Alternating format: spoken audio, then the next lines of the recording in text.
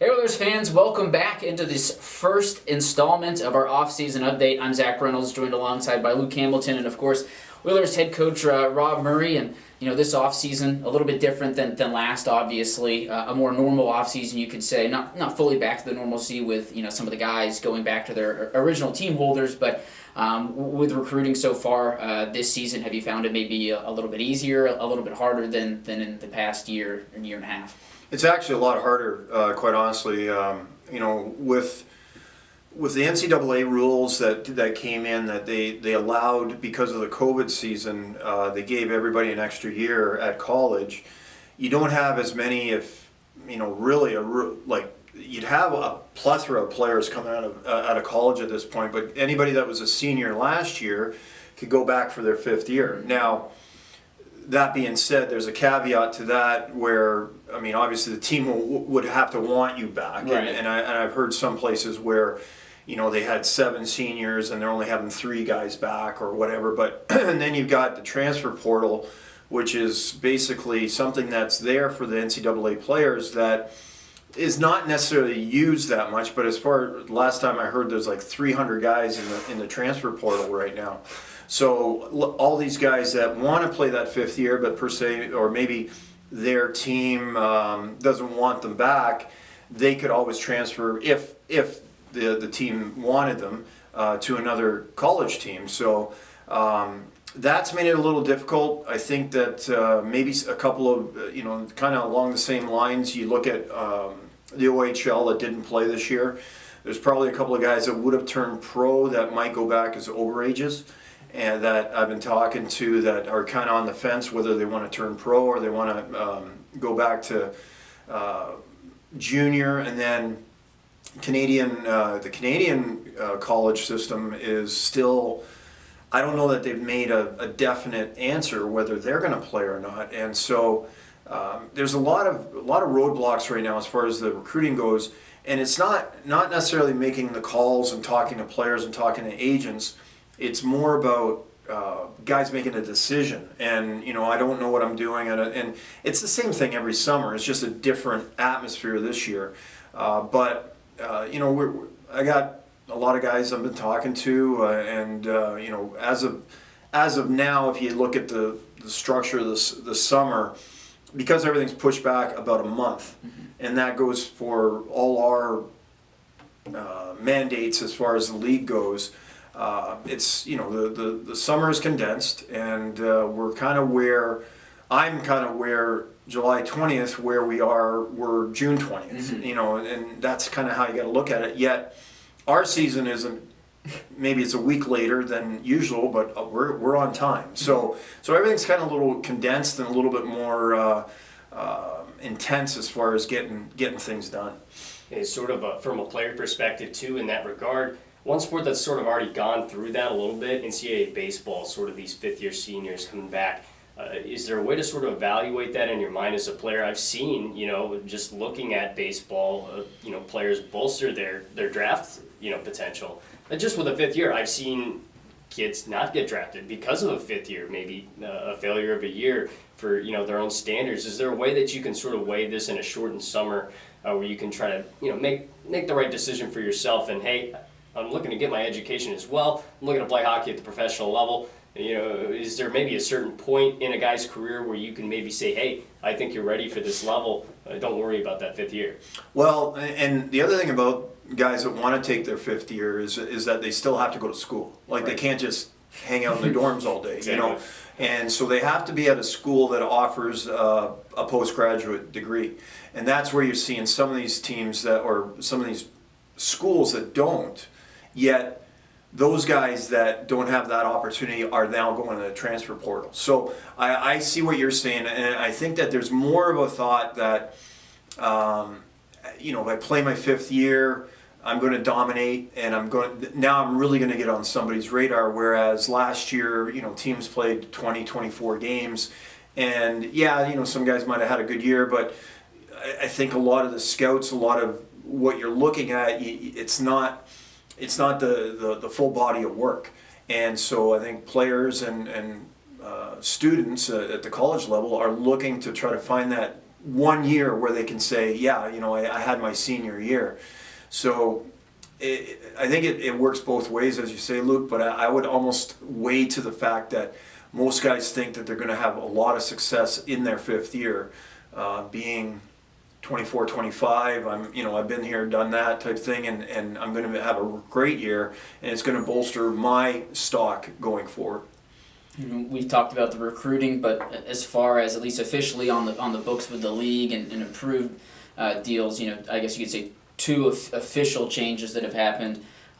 Just on the July 4th weekend, Darby Llewellyn traded out part of a multi-team trade to complete some future considerations. And of course, we just announced the re-signing of Alex Crom, who picked up the Vic Poole Never Give Up award last year.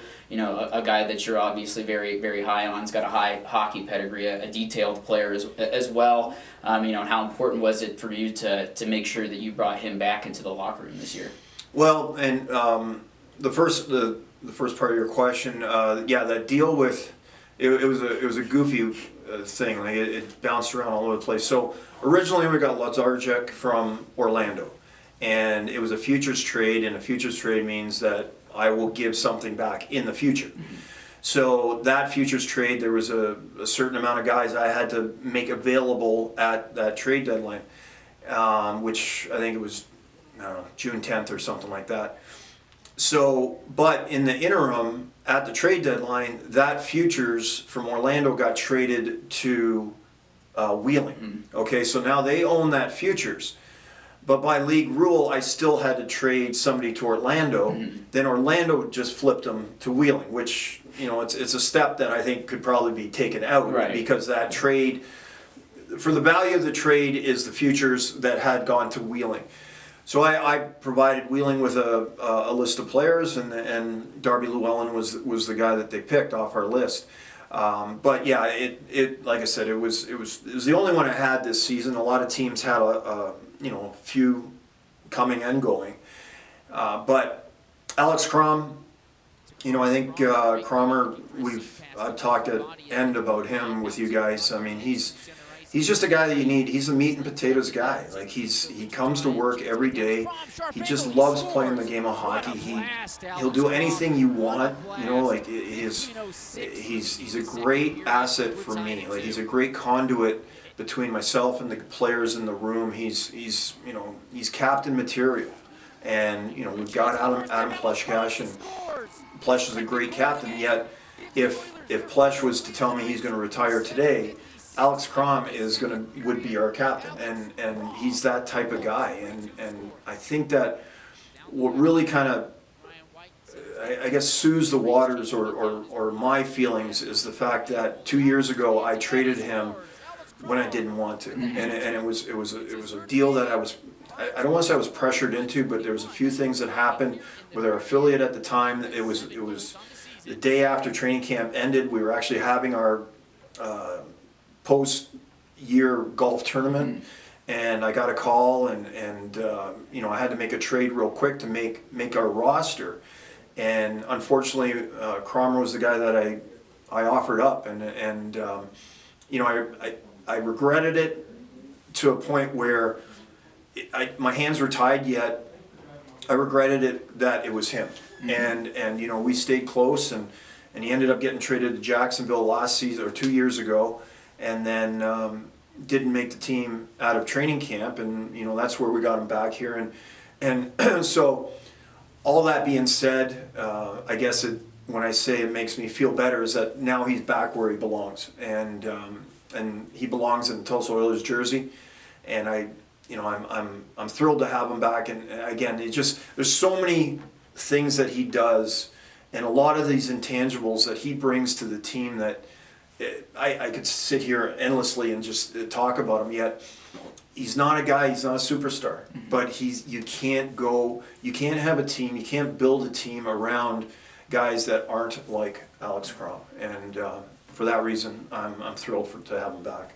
So getting him back this past season, it wasn't necessarily, at the beginning of the year, he wasn't there for training camp. A lot of new fans got a chance to really experience the Alex Crom that you were used to and knew that you were bringing back into that locker room. Was there anything about Crom that you maybe spoke about before that was just maybe a little bit more on fire in his game when he did come back here to Tulsa. He seems to just be happy as it gets to be back on this roster. The immediate impact in the locker room was something, of course, we talked about during the season, endlessly. But 7 goals by the end of the season. He picked up that offensive game a little bit, that he can provide. And by the end of that season, did you see any development in his game that you're really looking forward to next year? Well, I mean, be specific with it, and him and I talked about it. He wasn't, when he first got here, he was playing a good game. Like he wasn't hurting us at all. And he was playing physical, and but he wasn't moving his feet. Truth be told, he looked slow. But as the season rolled along, we talked about it more and more. It was a lot of, and just kind of a real specific thing is like when he caught the puck, he would just stop his feet and he wouldn't move, and then he'd be looking for a pass where we got him, or I got him to move his feet once he grabbed that puck. And he's not the fastest guy, but he's got it. He's got the ability to get up ice. So that's a specific thing that helped his game progress through the season. Overall, I think he had something to prove. I mean, it's a situation where, 2 years ago, 3 years ago now, the year that we went to the conference final against Toledo, I mean, he was a mainstay. He was a guy, like, he had made his mark at the ECHL level. And due to the trades, and maybe not fitting in one place or another, he ended down in Macon in the Southern Professional League, which he only played one game. And that's when I signed him. But I really believe that he himself personally had something to prove that he belonged at this level. And he definitely did that. And we saw it, the progression throughout the season. And, especially at the end of the year with the line he was playing on. I mean, they were a very, very good line. And it's something that we lacked throughout the year is that consistency through the first, second, and third line, where that, let's call it, the third line that he was on, they were some nights they were dominant. I mean, they were, and that's what we needed. And that took time to progress, line matching or personnel matching. But finally I found that group of the three of them that really, really kind of clicked. I guess you could say maybe a disadvantage or a difference for the ECHL and the AHL in recruitment of players is that the NHL doesn't have to handle is really the European leagues coming in and trying to raid talent. The guys can make a lot more money than they can here, and it's a less taxing schedule. They only play 40 plus games. And there's a lot of things that are attractive to going over there. Now, in saying that, I find there's no happy medium.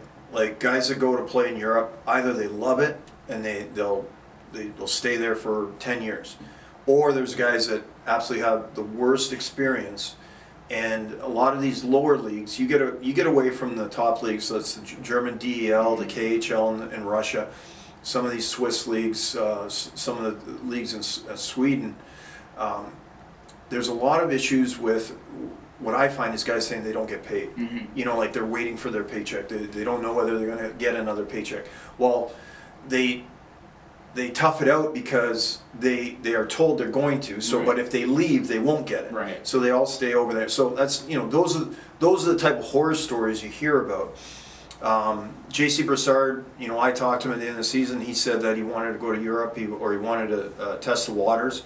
And I told him I wanted him back, which quite honestly I remember our exit meeting, and I almost feel like he was surprised I wanted him back. And so, but he got an opportunity, and the other thing is that over in Europe,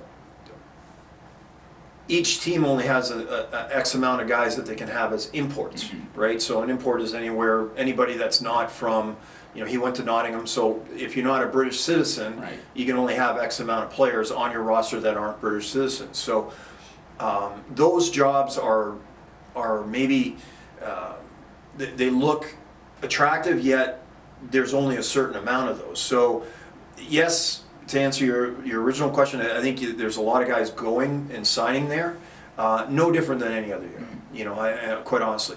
And there was situations like let's look back 2 years. Cam Knight, 2 years ago, was a rookie with us.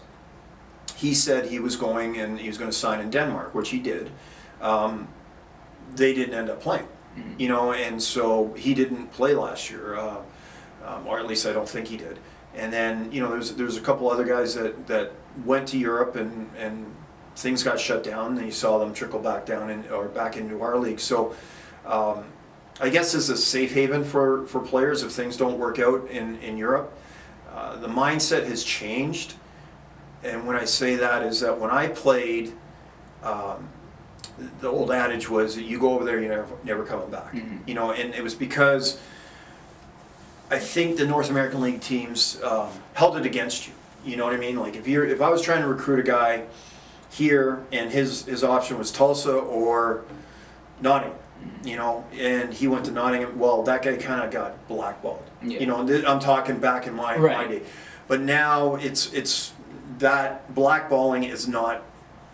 It's not around. You know what I mean? Like you go over there, you're always welcome back. You know, so a guy like J.C. Broussard, I know exactly what he got contract wise, and I can tell you right now he's probably making 3-4 times more than he could have made here. So when it's all said and done, I think, you know, guys are looking to play pro hockey. I think they realize that they're not going to make it to the NHL. So where do I go to make as much money as I can now before I hit the real world? You know what I mean? Right. I think that's what a lot of fans sort of have a question about is, you know, sometimes you view players that aren't at the NHL level as still players that are trying to develop their game to get to the NHL level. When you look at Europe, you can't necessarily pin down the European style of play. There's so many different leagues that play so many different ways and develop players differently. So when you look at a player that's looking to go to Europe, you know, is there any conversation in that regard of, hey, where do you see your career in the next 5 years? Hey, do you see yourself still having an opportunity to move up here in the North American? Is that a desire of yours still, of course?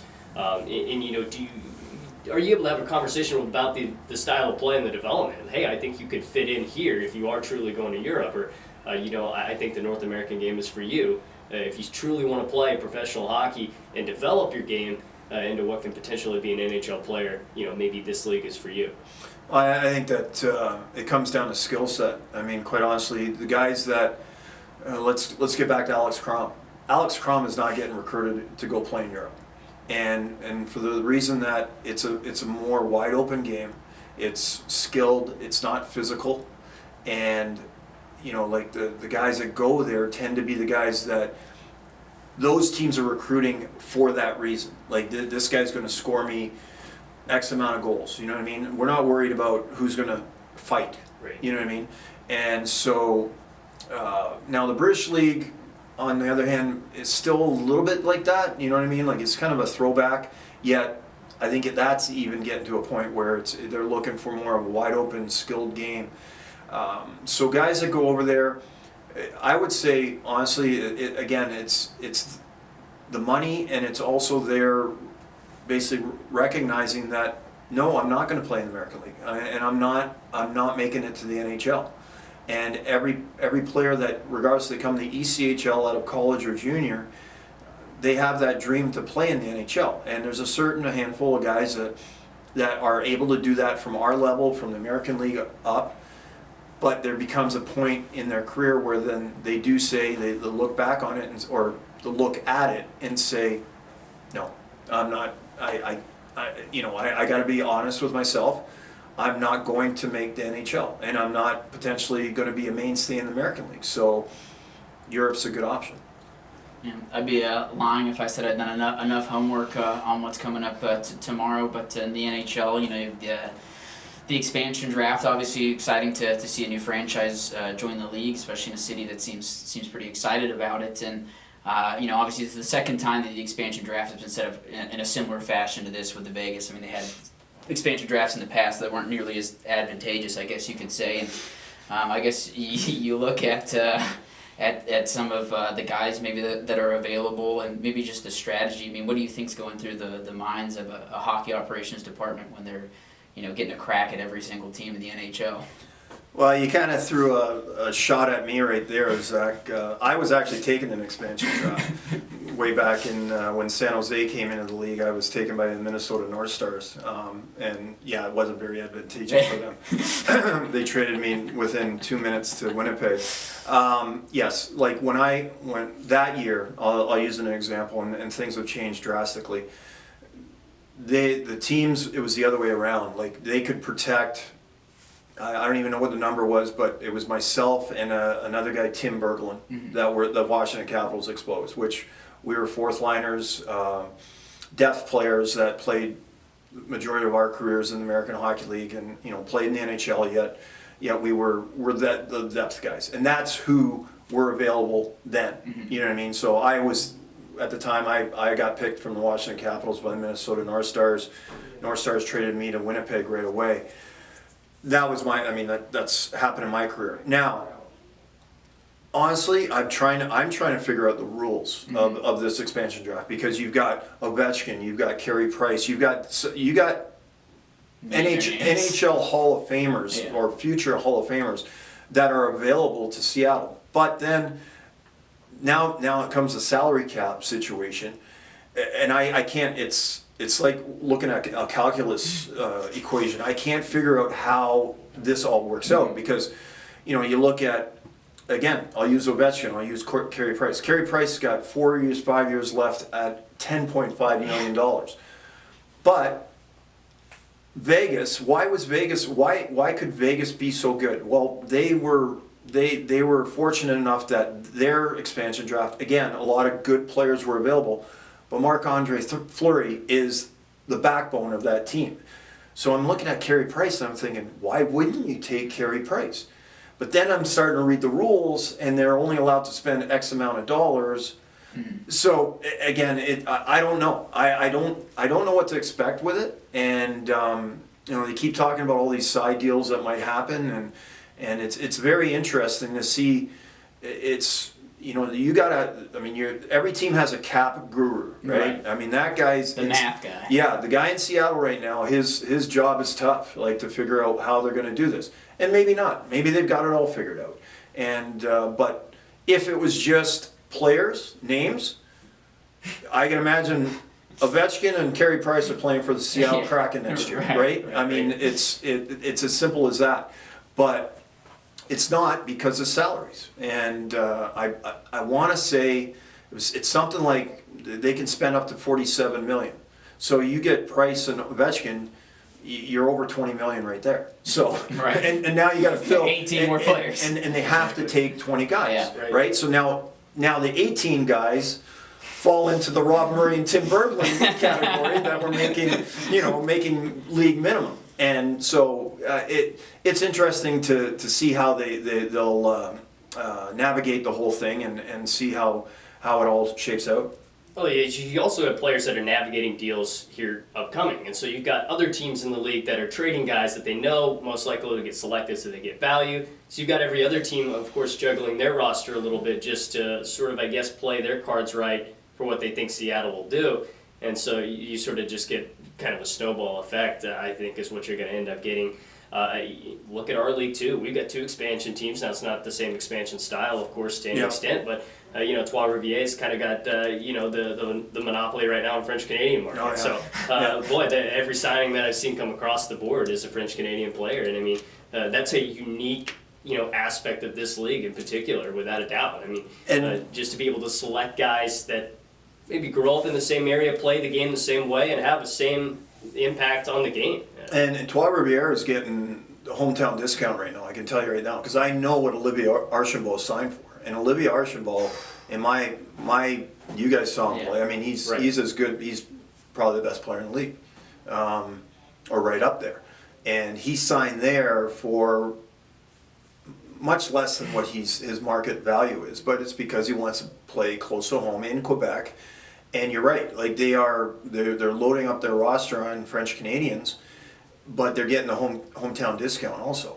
And so, but the NHL, you're right, like the lists that were provided, you've got a lot of guys that are free agents, so the side deals, and I don't know the rules. Like I don't know if Seattle can call Tuukka Rask's agent and say, if we take him, will he agree to a contract for X amount of dollars? Right. But like we can't do that. Like I can't, a guy that right now is protected by Allen, I can't call him and say, if Allen doesn't protect you or qualify you come Friday, Right.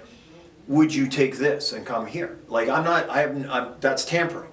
So I don't know whether it's tampering for them to be able to reach out to individual players that are exposed and, like, as you say, make a side deal and say, okay, we're going to take you and we'll give you tenure opposed to money. Your market value right now to Carrasco is probably $3 million or 3 years at $9 million a year. Easily. Right. We'll give you 5 years at 7. Like you know what I mean? They make it, but I don't believe they can make those deals with the individual player.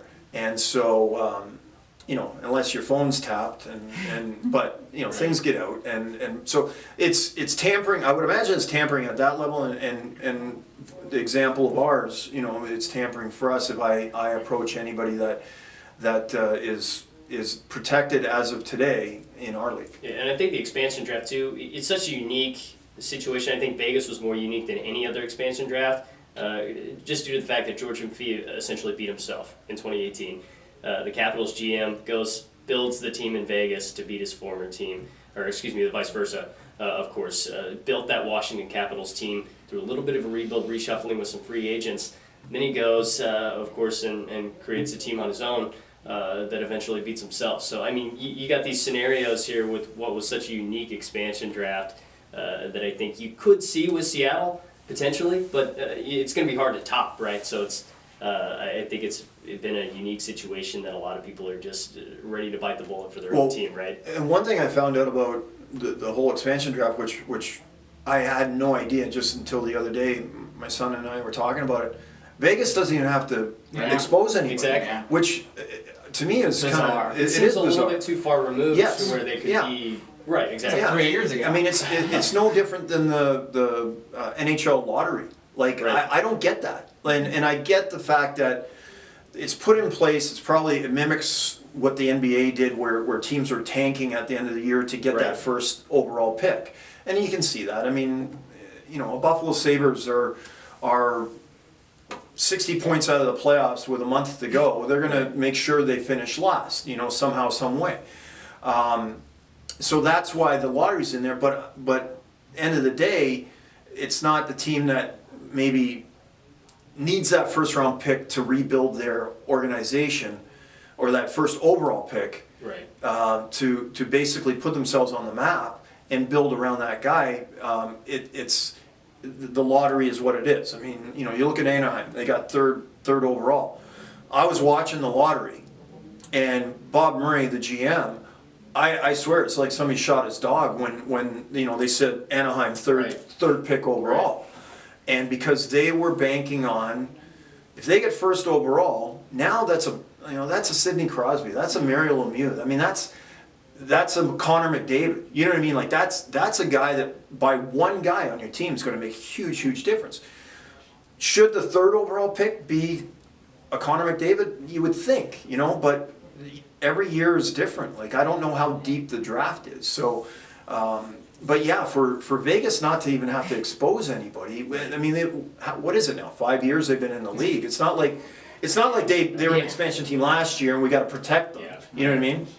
So that was very interesting too. So there's so many ins and outs with this expansion draft that, like I said, I can't follow it. Yeah. I mean, I'll just basically look at it after it's done and try to figure it out. But it's interesting. There's so many rules and loopholes that come with it, I guess. And speaking of protecting players, this Friday, the deadline for your 8 protected guys.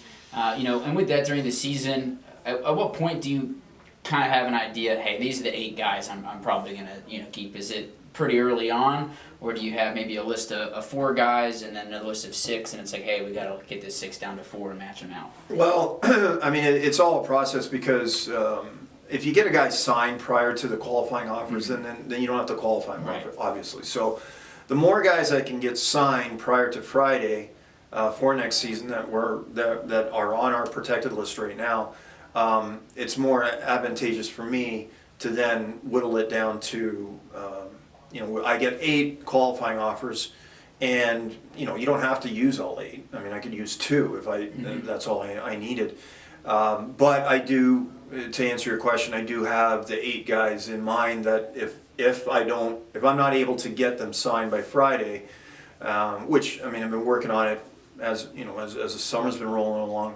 I've got 8 guys that yes, we'll get, and potentially, there's going to probably be a couple of guys that even though I qualify, probably won't play for us. Right. But I will retain their rights until this time next year. And so, and getting back to what we said a while back about going to Europe, there's a couple of guys that I'll probably end up qualifying that have intentions of going to play in Europe. Right. But they might be in that boat where they hate it, and come November, getting a call saying, hey, I want to come back to Tulsa. So we'll see how all that pans out. But yes, 8 qualifying offers, and the way the qualifying offers work is that it's based on last year's average salary, which sometimes salaries go up and down throughout the season. You can adjust salaries, so that it goes off the average of the salary plus 5%. So I got to give anybody that qualify is essentially getting a 5% raise, and that's how that works. And then they get a month to either sign it, or it gives me that opportunity to, let's say a guy's making X amount of dollars, I give him a 5% raise on the qualifying offer.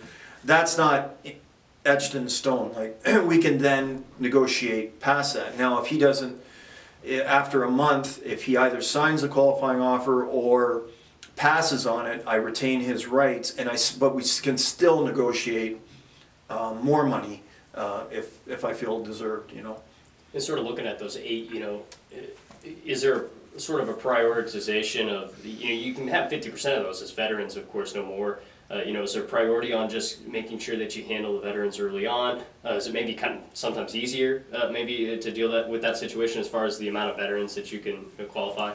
Well, and that's tricky too. When you qualify a veteran, it basically just buys you time, because now the veterans all become, if they do not sign the qualifying offer, let's say Adam Pleshkash, I'll use him just, but Plesh is a veteran, and if he does not sign, if I was to qualify Plesh, he doesn't sign his qualifying offer, a month from now, or somewhere around there, he could wait me out, and now he becomes an unrestricted free agent.